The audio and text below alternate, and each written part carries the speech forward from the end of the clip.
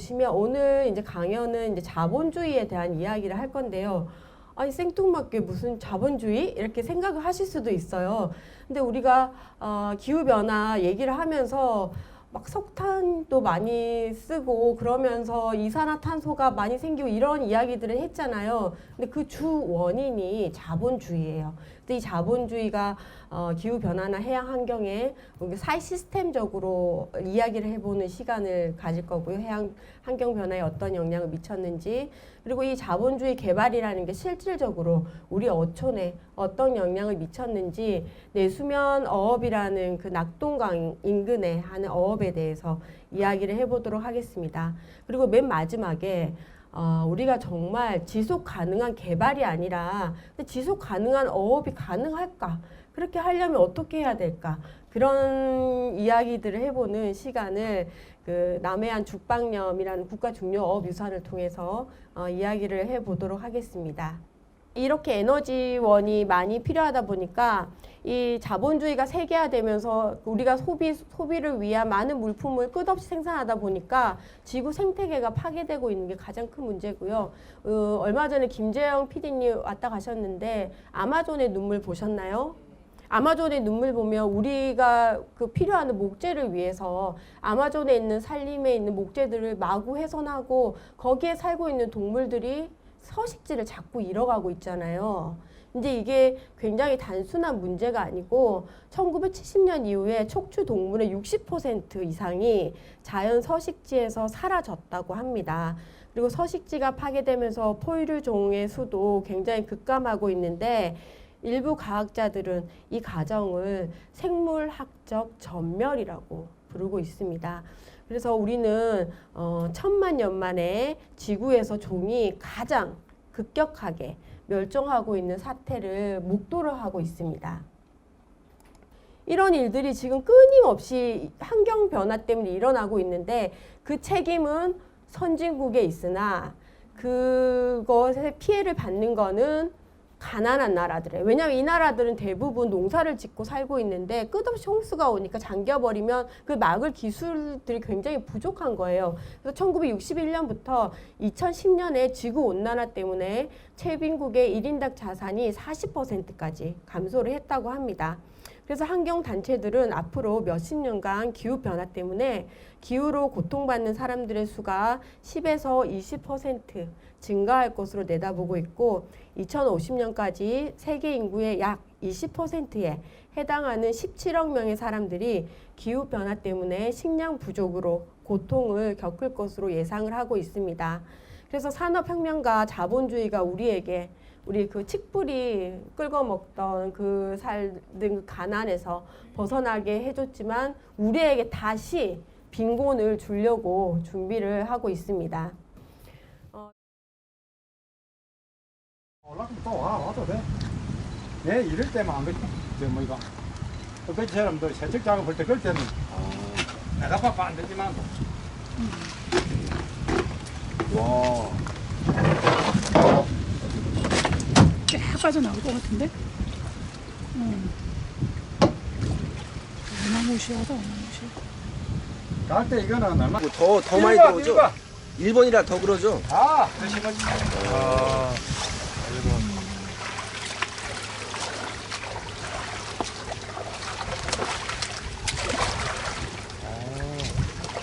아구 선생님 옷 다 졌다. 운동화 짝부터. 내가 이것만 아니면 내가 천천히 하고 웃긴데 물만 봐가지고 웃긴데. 왜 나오는 거예요? 요 우리 물 빠지면은 네. 육지 요 성천 딱 만들어 놓은 거 볼 수 있어. 아, 보여요? 오. 와, 보고 싶네. 내가 표를 그 4대강 사업으로 강바닥을 이렇게 준설하고 모래를 펴내면서 수초가 사라지고 이 수초가 사라진 게 굉장히 큰 문제예요.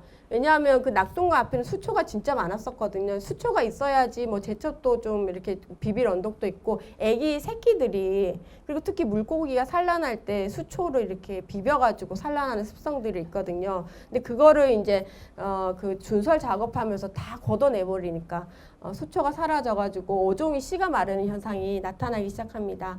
그리고 물길을 막아놓으니까 참개가 아까 말씀드린 것처럼 더 이상 올라오지 못하고요.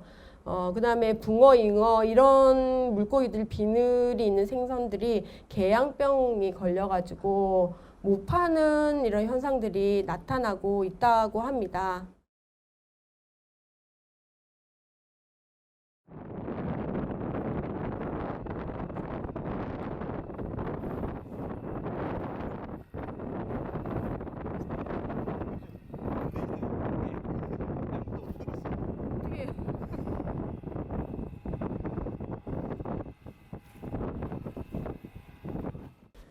자, 그러면 오늘은 내수면 어업만 봤는데요. 보니까 어업이 굉장히 좀 심각한 상태죠. 잘 안 되고 있는 상황이잖아요. 그래서 그 어업 인구가 지속적으로 줄고 있고요. 이 어업 인구가 주는 이유는 다양한 이유들이 있어요. 돈이 안 되니. 근데 가장 큰 이유는 돈이 안 되기 때문이에요. 돈이 안 되기 때문이고 또 젊은 사람들이 어촌에 살기에는 환경이 좋지 않기 때문에 지속적으로 줄고 있는데 이 노란색 보면 인구가 여성 인구거든요. 2010년에 비해서 2020년에 보면 어린이 인구가 굉장히 많이 준 거를 알 수가 있고요. 그다음에 이게 파란색이 남성 인구예요. 그래서 남성 인구를 보면 지속적으로 젊은이들이 점점 홀쭉하잖아요. 이 부분이 홀쭉하고 이제 노인들이 늘어나는 그런 현상이 나타나고 있습니다. 지금 우리 파타고니아에서 와서 우리 기업에서 어떤 일들을 할까요? 라고 했을 때 하나 잘피 조성 사업 얘기했었거든요. 통영에. 그러면 이제 통영에서도 잘피를 다시 심기 시작했어요. 사례로. 그래서 모종에다가 모판에 지금 잘피를 심어가지고 키우는 거 보이시죠? 이거를 가서 이제 연암 앞바다에다가 심기 시작하는 거예요. 그래서 이제 통영에서 잘 되면 다른 지역에서도 다시 잘피를 심기 시작하고요. 요 밑에 보면 잘피가 핀 그 바다는 정말 아름답잖아요. 이렇게 잘피가 있어야지 애기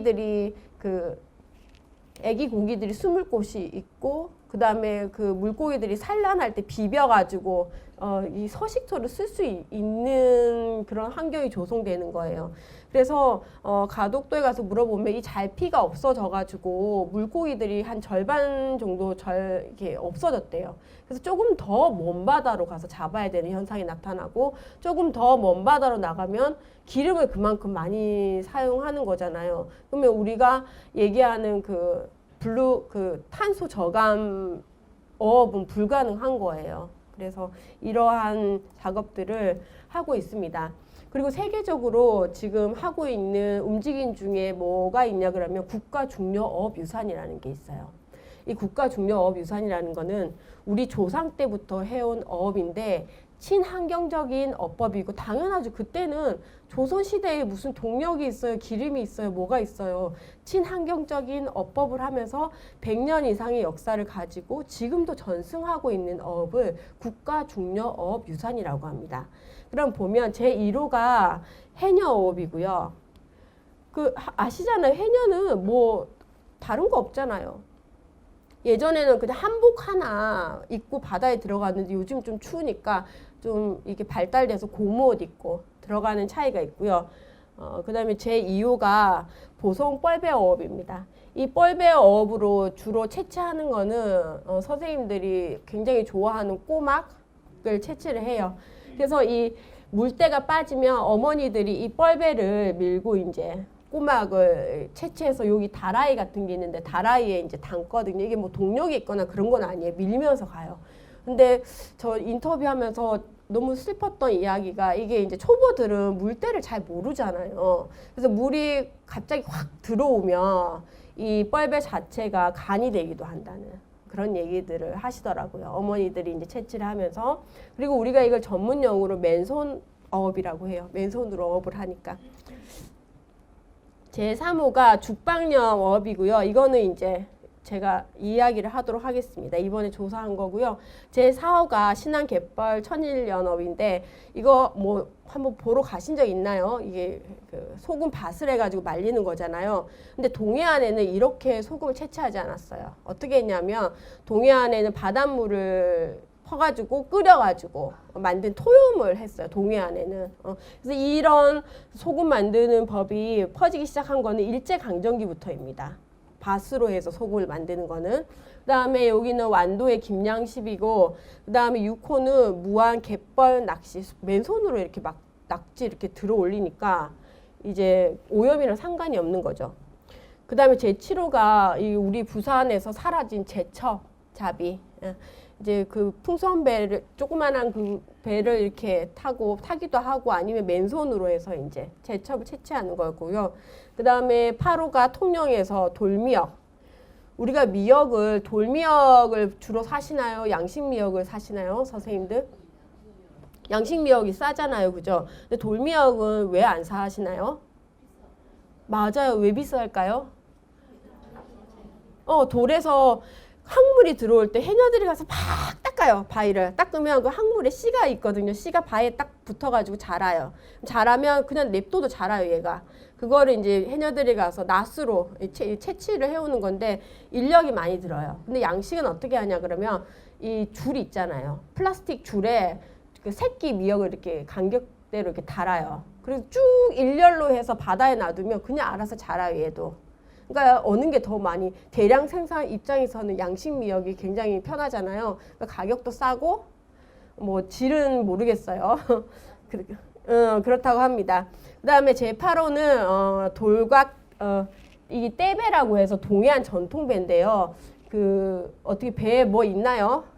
우리 조상들은 동해안에는 이 배를 타고 다니면서 그 맨손 꽁치잡이 혹시 보셨나요? 손으로 이렇게 예전에는 자원이 너무 많아가지고 손으로 이렇게 꽁치 이렇게 이 배에 엎드려가지고 잡기도 하고 이걸로 이제 미역을 채취하기도 하는데 이거 제가 조사해서 무형유산이 된 거고요.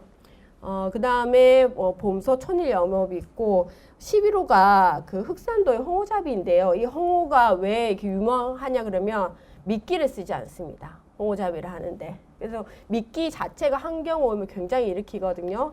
그래서 중요하고요. 제 12호가 우리 가덕도를 포함한 숭어 육소장망이라고 해서 6개의 배가 둘러싸가지고 숭어잡이를 하는 전통 어법이었는데 그 가덕도는 부산에 편입됐잖아요. 그죠? 90년대에. 그러니까 거제도부터 가덕도까지 이렇게 잡는 거거든요. 근데 가덕도는 빼고 거제심화에서 이제 무형유산을 받은 거예요. 우리가 지금까지 이제 보면서 선생님들이 아마 느끼셨을 거예요. 어업을 하는 젊은 인구들이 많지 않고, 그 다음에 기후변화나 환경변화에 의해서 어획량이 굉장히 많이 급감을 했고, 그리고 우리가 지금 대량 생산 체제로 인해서 어구라든지 뭐 어망이 너무나 흔하기 때문에 이것들을 막 무작위로 많이 뿌리거든요.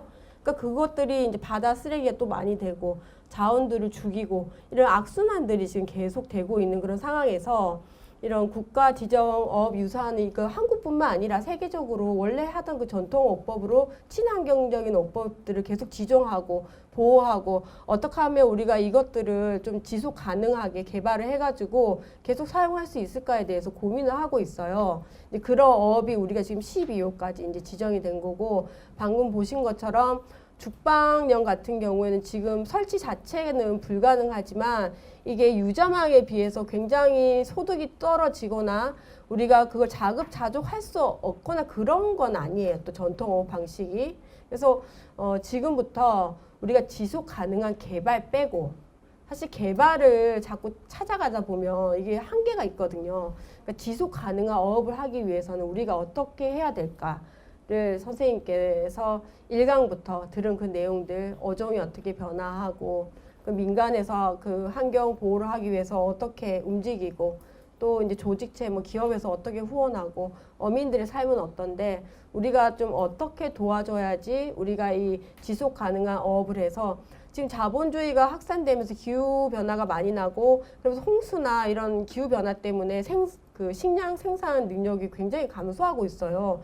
그렇게 될 때 이 어업의 그 수산의 자산은 굉장히 가치가 있거든요. 그런 면에서 앞으로 우리가 좀 더 어떻게 하면 좋을까를 생각하는 시간이 됐으면 좋겠습니다.